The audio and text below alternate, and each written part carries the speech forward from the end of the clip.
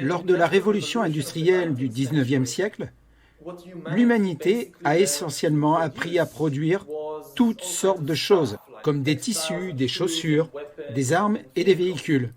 Cela a suffi à un très petit nombre de pays qui ont mené cette révolution suffisamment vite pour subjuguer tous les autres. Ce dont il s'agit aujourd'hui, c'est d'une seconde révolution industrielle, mais cette fois, le produit ne sera ni des tissus, des machines, des véhicules ou même des armes. Cette fois-ci, le produit obtenu sera les humains eux-mêmes. Nous apprenons essentiellement à produire des corps et des esprits. Les corps et les esprits seront, d'après moi, les deux principaux produits de la prochaine vague de tous ces changements. Et si un fossé se creuse entre ceux qui savent produire des corps et des esprits et ceux qui ne le savent pas, alors il sera bien plus conséquent que tout ce que nous avons pu connaître dans l'histoire jusqu'à maintenant. Sauf que cette fois-ci, si vous ne faites pas partie de la révolution de façon suffisamment rapide, il y a des chances que vous disparaissiez.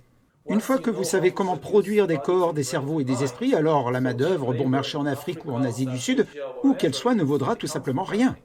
Encore une fois, il me semble que la plus grande question qui se posera dans les prochaines décennies sur le plan économique et politique sera de savoir quoi faire de toutes ces personnes inutiles.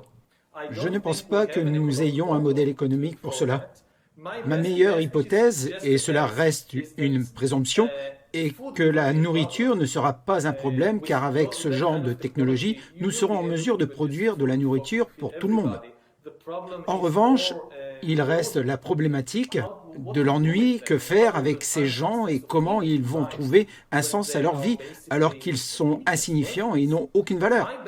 À ce stade, ma meilleure suggestion serait d'avoir recours aux drogues et aux jeux vidéo.